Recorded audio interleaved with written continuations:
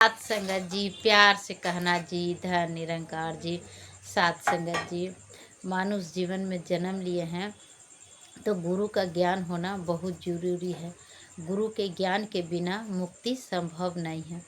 सात संगत जी, एक बार नारद देव जी विष्णु भगवान के पास गए। जाने के बाद फिर से चले गए।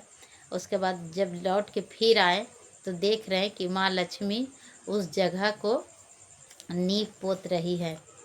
तो नारद जी को मन में डाउट हुआ कि ये क्या कर रहे हैं, हम तो अभी गए थे, आज जाने के बाद ये नींव पोत रहे हैं, ऐसा क्यों।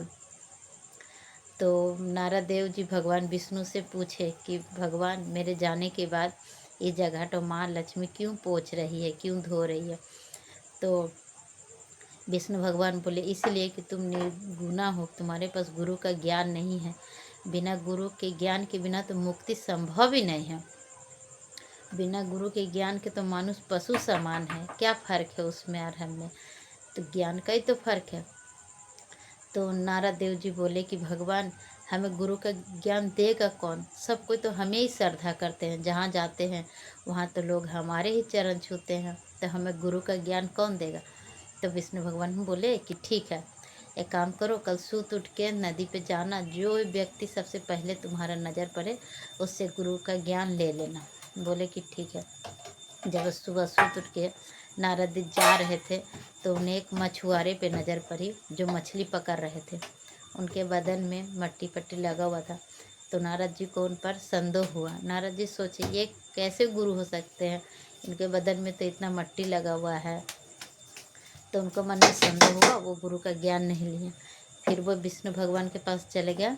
आज जाने के बाद विष्णु भगवान पूछे कि क्या गुरु का ज्ञान लिया। बोले नहीं भगवान, वो तो मछली पकड़ रहा था, वो एक व्यक्ति था, उसके देह में पूरा कादा लगा हुआ, तो उससे हम कैसे गुरु का ज्ञान ले, उससे गुरु कैसे बनाए हम। और भगवान विष्णु गुस्सा हो गया। बोले कि तुमने गुरु की जात देखी, गुरु की क्रिया देखी, गुरु तत्व को नहीं देखा। जाओ, तुम्हें मैं श्राप देता हूँ, तुम 84 लाख योनियों में भटकोगे। जी। तो नारद जी क्षमा मांगने लगे। क्षमा मांगे तो विष्णु भगवान बोले कि ठीक है, जाओ, कल जाके सुबह गुरु से ज्ञान ले लेना और मुक्ति का रास्ता भी गुरु ही बताएंगे। तो ठीक है, जाके बोलना जो हमें भगवान ने, प्रभु ने हमें ये श्राप दिया है, गुरु रास्ता बता देंगे। तो बोले कि ठीक है। दूसरा दिन फिर वो व्यक्ति सुबह गए तो वही मछुआरा, तो इस बार गुरु से उनसे ज्ञान ले लिए। और ज्ञान लेने के बाद बोले जो हमको भगवान विष्णु ने श्राप दिए हैं 84 लाख योनियों में भटकने का, तो इससे आप हमको मुक्ति का रास्ता बताइए। तो गुरुदेव तो थे ही गुरु, वो तो भगवान का ही अवतार थे। तो बोले काम करो, एक रेखा खींच दिए 84 उसको खंड करके, और बोले कि इस पर पूरा लेट जाओ। जब लेट गया बोले 84 लाख यूनि ये बना हुआ है, इस पर लेट जाओ तो 84 लाख योनि कट जाएगा। तो उस पर वो व्यक्ति लेट गया।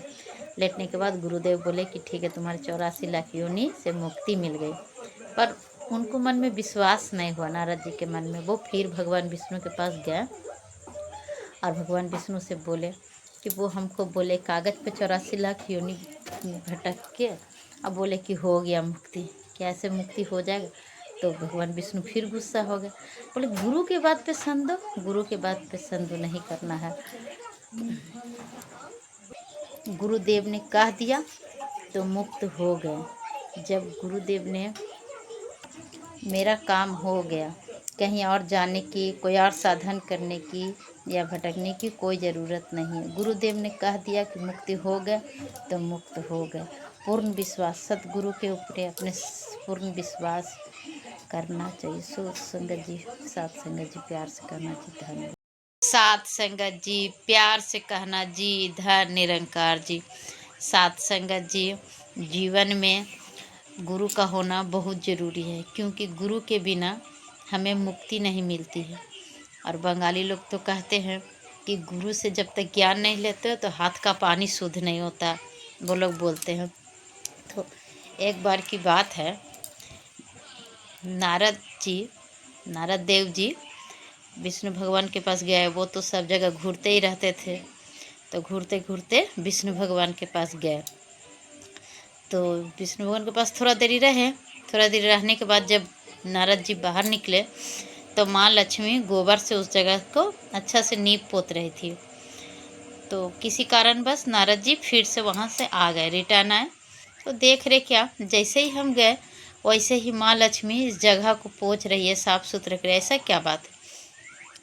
तो नारद जी भगवान विष्णु जी से पूछे कि भगवान प्रभु, मेरे जाने के बाद आप ये नीपा पोती यहाँ क्यों हो रहा है। तो विष्णु भगवान बोले कि तुम निर्गुण हो, तुम्हारे अंदर गुरु का ज्ञान नहीं है, इसीलिए।